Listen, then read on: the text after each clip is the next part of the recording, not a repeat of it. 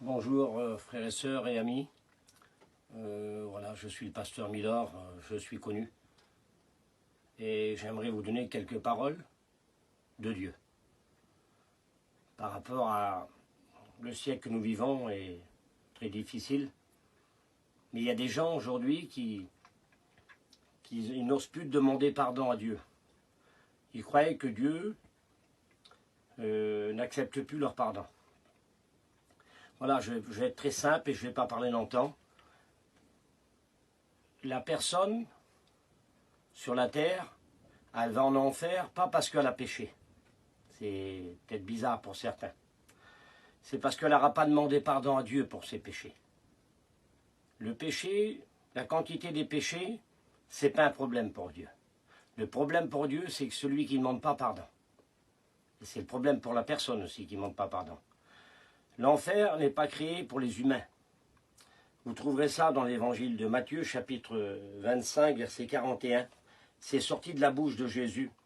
Il dira, « Retirez-vous de moi, maudit, allez dans le feu éternel qui a été préparé pour le diable et pour ses anges, donc les démons. » L'enfer est créé pour le diable et pour ses démons, mais pas pour les humains. Alors que l'humain, il a un privilège sur la terre d'accepter Jésus.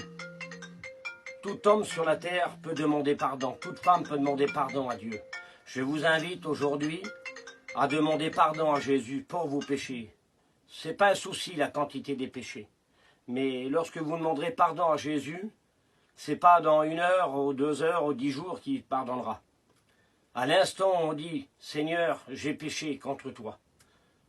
À ce moment-là, Dieu pardonne nos péchés.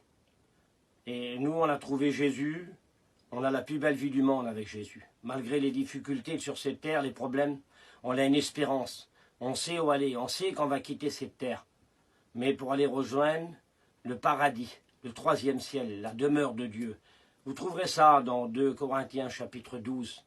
Paul dit, « Je connais un homme en Christ qui fut ravi au 3e ciel. » Ceux qui vont aller au ciel, c'est les enfants de Dieu.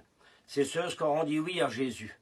C'est ceux qui auront demandé pardon à Jésus. C'est ça l'évangile. C'est reconnaître son erreur, reconnaître sa faute, reconnaître son péché. Et lorsqu'on reconnaît et qu'on avoue, la Bible dit, celui qui l'avoue et qui délaisse, il obtient la miséricorde. Tout homme sur la terre peut accepter, peut avoir le salut. Mais les gens, bien souvent, les gens, ils n'ont pas compris cela. Ils disent, ben, je verrai plus tard, j'attendrai plus tard. Est-ce que Dieu voudra de moi? Est-ce que Dieu va me pardonner? L'amour de Dieu, elle est insondable. Dieu n'a pas d'amour, Dieu c'est l'amour. Dieu n'a pas de vie, Dieu c'est la vie. Dieu n'a pas d'esprit, c'est l'esprit. Il est le pain, c'est lui le pain. Il est l'eau qui coule dans notre cœur. Il est la source. Si quelqu'un a soif, a dit Jésus, venez à moi. Et Jésus peut nous rassasier de toutes les bonnes choses, de sa gloire, de son amour, de sa présence. On fait partie des enfants de Dieu. Tu peux faire partie des enfants de Dieu. Tu as un privilège de le faire. Fais-le, je t'invite à le faire. On est heureux avec Jésus. On a trouvé Jésus. Que Dieu le fasse pour toi, dans sa grâce et dans son amour. Ça, c'est l'évangile. Ça, c'est la parole de Dieu. Ça, c'est la grâce de Dieu. Il est dit dans Éphésiens 2:8, ce beau verset de la Bible, « C'est par la grâce que vous êtes sauvés, par le moyen de la foi. Et cela ne vient pas de vous, c'est le don de Dieu. C'est par la grâce que nous sommes sauvés. C'est pas par nos mérites. C'est pas parce qu'on est plus gentil que les autres. C'est pas parce qu'on est telle famille ou tel peuple. Peu importe qu'on est manouche, voyageurs, peu importe ce que nous sommes. Lorsqu'on vient à Jésus, sa grâce, son amour nous a pardonné. Et Jésus, c'est son désir. On dira, il n'y a pas un pasteur qui pourra dire aujourd'hui, attends un peu, on verra demain pour toi. Ça n'existe pas. Il y a beaucoup de gens qui se basent sur un verset dans Habacuc chapitre 2. Il est dit, on cite souvent ce verset. Si la bénédiction tarde à temps-là, c'est faux. Il est question d'une prophétie. Si la prophétie tarde, c'est une prophétie qui doit s'accomplir. Mais la bénédiction de Dieu, c'est aujourd'hui, c'est pas demain. Ça n'existe pas demain. Fais-le pendant qu'il y en est temps. Accepte Jésus. On m'a posé des questions, on m'a dit à quel moment que Jésus pardonnera mes péchés, combien de temps que ça va demander? Dès que tu dis oui à Jésus, tu fais partie des enfants de Dieu. Que Dieu te bénisse, que Dieu te remplisse de sa grâce, de son amour. Accepte ce message, il est simple, il n'est pas compliqué, bien que je pourrais donner d'autres versets, mais il y a un des plus beaux versets pour nous dans la Bible.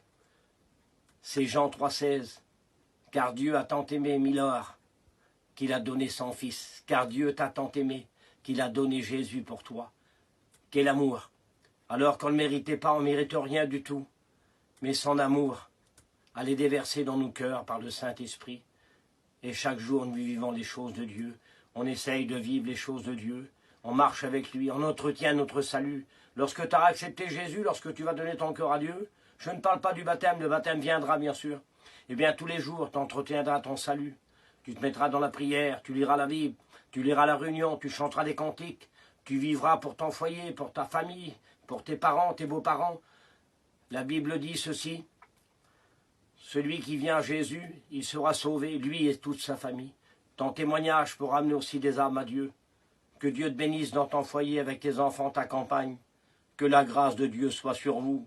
Que Dieu vous bénisse à travers ces quelques mots. Merci. Amen. Gloire à Dieu.